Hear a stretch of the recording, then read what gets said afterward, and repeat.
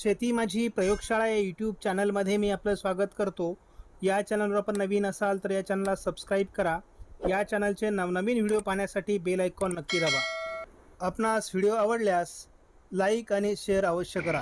नमस्कार, मी डॉक्टर मच्छिंद्र बांगर. महाराष्ट्रातील देशातील हवामान परिस्थिती संदर्भात ताजा अंदाज देणारे. सध्या हवामानामध्ये बदल होऊ लागले आहेत. बंगालच्या उपसागराच्या उत्तरेला एक डिप्रेशन तयार झालं आहे. या डिप्रेशनचा या मोठ्या भागावर परिणाम झालेला आहे. पश्चिमी किनारपट्टीवरून खेचले गेलेल्या बाष्पयुक्त वाऱ्यांमुळे कोकण किनारपट्टीला देखील अधूनमधून जोरदार सरी होत आहेत. त्यामुळे अरबी समुद्रात जरी विशेष बाष्प नसलं तरी देखील बंगालच्या उपसागरातील येणाऱ्या चक्राकार स्थिती, कमी दाब, डिप्रेशन यामुळे भारतात पावसाचं प्रमाण वाढलेलं आहे. भारतीय हवामान खात्याकडून देण्यात आलेल्या अलर्टनुसार जे डिप्रेशन तयार झालेलं आहे त्यामुळे ओरिसा, छत्तीसगड, झारखंड, पश्चिम बंगाल या राज्यांमध्ये ऑरेंज अलर्ट तर छत्तीसगडमध्ये रेड अलर्ट देण्यात आलेला आहे. महाराष्ट्रामध्ये देखील मराठवाडा वगळता येलो अलर्ट देण्यात आला आहे. या डिप्रेशनचा परिणाम छत्तीसगड आणि पूर्व मध्य प्रदेश यावर होण्याची शक्यता असताना या ठिकाणी ऑरेंज अलर्ट दिला आहे. तर महाराष्ट्रातील येलो अलर्ट कायम आहे. 16 तारखेला मध्य प्रदेशमध्ये ऑरेंज अलर्ट आहे. तर महाराष्ट्रात कोकण वगळता आणि मराठवाडा वगळता विदर्भ आणि मध्य महाराष्ट्र, पश्चिम महाराष्ट्र, उत्तर महाराष्ट्रात येलो अलर्ट दिलेला आहे. म्हणजे हा घाट माथ्यावरील पावसासाठीचा आहे. 17 तारखेला मात्र महाराष्ट्रात विशेष अलर्ट देण्यात आलेला नाही, परंतु सर्वसाधारण स्थानिक वातावरण राहू शकतं. मध्य प्रदेशमध्ये मात्र ऑरेंज अलर्ट कायम आहे. 17 आणि 18 तारखेला तुलनेत पावसाचं प्रमाण कमी होत जातं आहे आणि त्यामुळे उत्तर भारताकडे ही सिस्टम काही प्रमाणात छोट्या अंशाने सरकेल.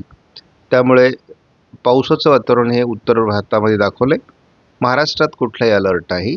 19 तारखेला आपण बघतो की केवळ उत्तर भारताच्या टोकाला आणि पूर्व भारताच्या टोकाला पाऊस आहे. इतरत्र कुठलाही अलर्ट दाखवण्यात आलेला नाही.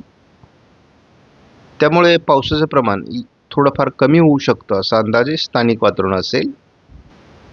गेल्या 24 तासात झालेल्या पावसाचा अंदाज घेतला तर आपल्याला पूर्व राजस्थान, पूर्व गुजरात, मध्य प्रदेश, कोकण या भागात जोरदार पाऊस झालेला आहे. त्याचबरोबर अगदी केरळपर्यंत किनारपट्टीला पाऊस आहे. ओरिसामध्ये नवीन सिस्टम तयार झाल्यामुळे ओरिसामध्ये पाऊस झालेला दाखवण्यात आलेला आहे. विदर्भामध्ये बऱ्यापैकी पाऊस होताना दिसतोय.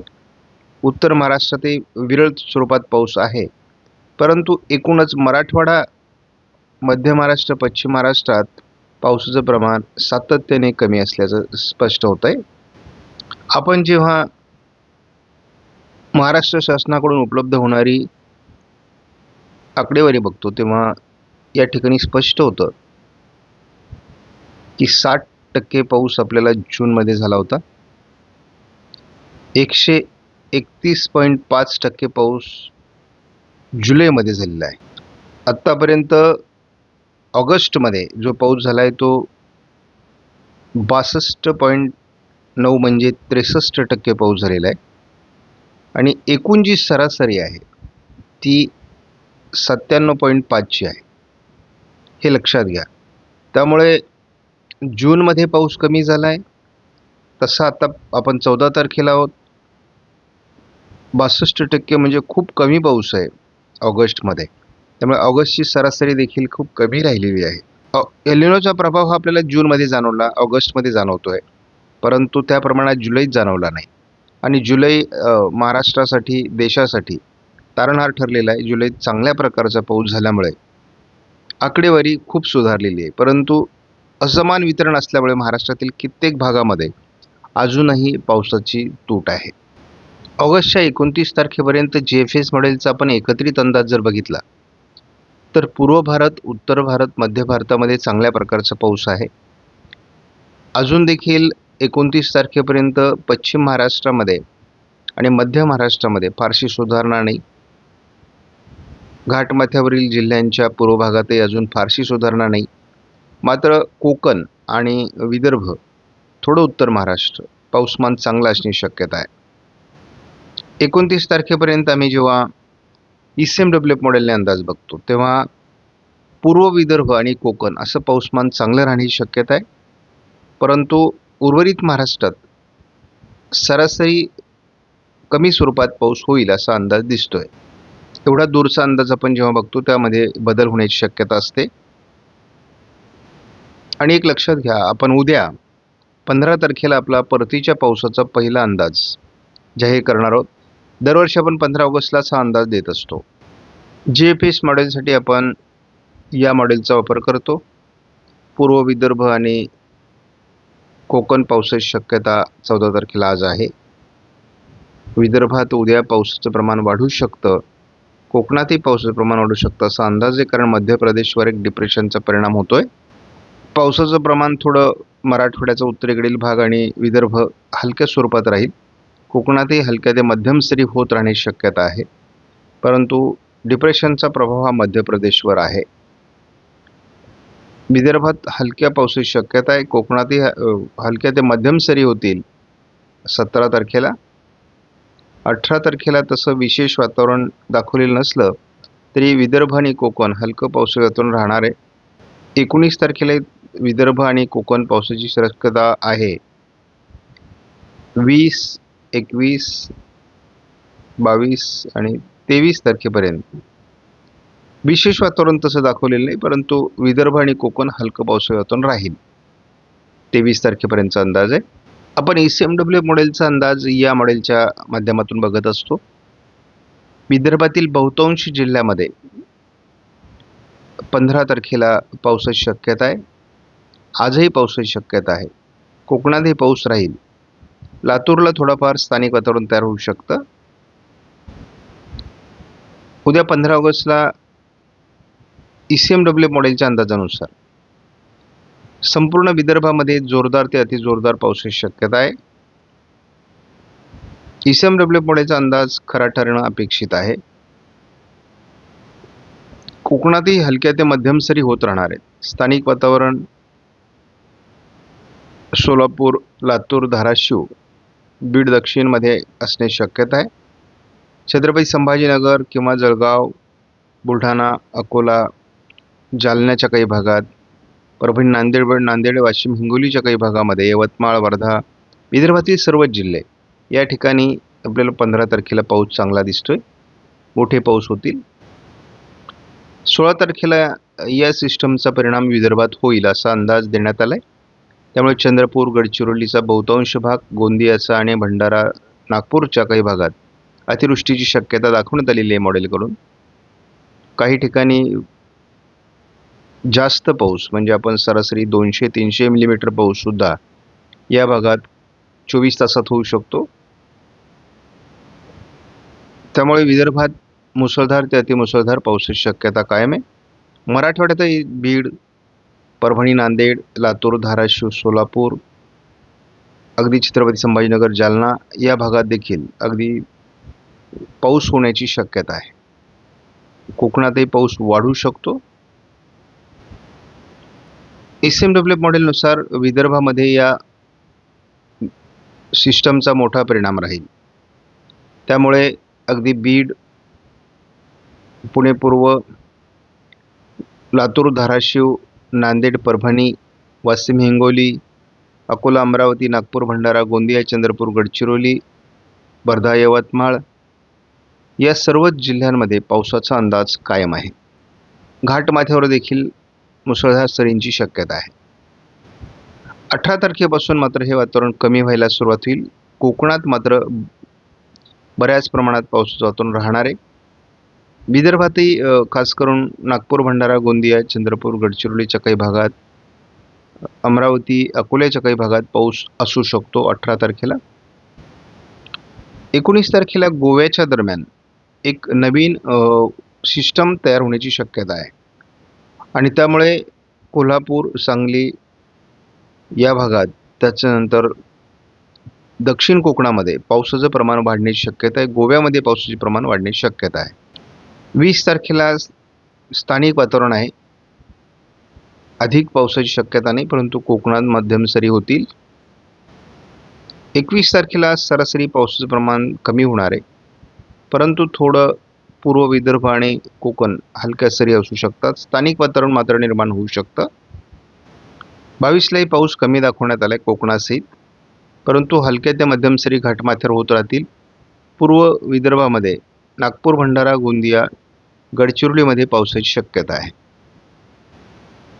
23ला अंदाजात विशेष बदल नाही. 24 तारखेला पुन्हा एक नवीन हवामान प्रणालीचा विदर्भामध्ये परिणाम होण्याची शक्यता आहे. त्यामुळे पुन्हा एकदा वर्धा, नागपूर, भंडारा, गोंदिया, चंद्रपूर, गडचिरोली या जिल्ह्यात मुसळधार पावसाची शक्यता आहे. 25 तारखेला देखील ही सिस्टम संपूर्ण विदर्भावर परिणाम करण्याची शक्यता आहे. म्हणजे एकापाठी एक तीव्र कमी दाब किंवा डिप्रेशन्स हे आता विदर्भात येऊ लागले आहेत. त्यामुळे विदर्भात अतिवृष्टीची शक्यता आहे. ज्या ठिकाणी आज दुष्काळ परिस्थिती आहे, तो दुष्काळ निवारण होऊन या ठिकाणी अतिवृष्टी देखील होऊ शकते असा अंदाज येऊ लागला आहे. 26 तारखेला हे वातावरण मध्य प्रदेशकडे सरकेल, परंतु महाराष्ट्राच्या सर्व जिल्हे म्हणजे विदर्भातील जळगाव, अकोला, अमरावती, नागपूर, भंडारा, गोंदियाच्या उत्तरेला मोठं पावसाळी क्षेत्र असू शकतं असा अंदाज आहे. हे पावसाळी क्षेत्र विदर्भामध्ये 27 तारखेपर्यंत प्रभाव टाकणार आहे. त्यामुळे विदर्भातील या जिल्ह्यांमधील दुष्काळ निवारण होऊ शकतं ऑगस्टमध्ये, अशी परिस्थिती आहे. अधूनमधून पुन्हा घाटमाथ्यावर आणि कोकणात पावसाच्या सरी वाढू शकतात. 28 तारखेला देखील आपल्याला नागपूर, भंडारा, गोंदिया, चंद्रपूर, गडचिरोली, अगदी अमरावती, वर्ध्यापर्यंत मोठे पाऊस दिसत आहेत. त्यामुळे विदर्भाची हौस भागेल एवढा पाऊस ऑगस्टच्या उत्तरार्धात पडताना दिसतोय. कोकणातही समाधानकारक पावसाच्या नोंदी होतील. मात्र अडचण आता अशी आहे की मध्य महाराष्ट्र, दक्षिण मराठवाडा, पश्चिम महाराष्ट्रात मात्र समाधानकारक पावसाच्या नोंदी अजून दिसत नाहीत. आपण जेव्हा 18 तारखेपर्यंतचा एकत्रित अंदाज बघतो तेव्हा या मॉडेलने, म्हणजे हा SMWF मॉडेल आहे, कोकण आणि मराठवाड्याचा उत्तरेकडील भाग आणि विदर्भामध्ये पावसाचं प्रमाण वाढू शकतं. जळगाव जिल्ह्यात पाऊस असू शकतो असा अंदाज आहे. हा जेव्हा अंदाज आपण 28 तारखेपर्यंत आणखी 10 दिवस पुढे सरकवतो तेव्हा असं स्पष्ट होतंय की अतिवृष्टीची शक्यता विदर्भात कायम आहे, कोकणामध्ये कायम आहे. कोकणातही सरासरीपेक्षा जास्त पाऊस राहील. मात्र स्थानिक वातावरणाची शक्यता बाकी उर्वरित महाराष्ट्रामध्ये आहे. अजून समाधानकारक पावसाचा अंदाज दक्षिण मराठवाडा, पश्चिम महाराष्ट्र आणि मध्य महाराष्ट्रात दिसत नाही. साधारण आज कुठे पाऊस होईल हे आपण जर धावत्या स्वरूपात बघितलं तर आज विदर्भामध्ये पावसाला सुरुवात होणार आहे. कोकणात पाऊस असेल, उर्वरित महाराष्ट्रात फार पावसाळी वातावरण दाखवण्यात आलेलं नाही.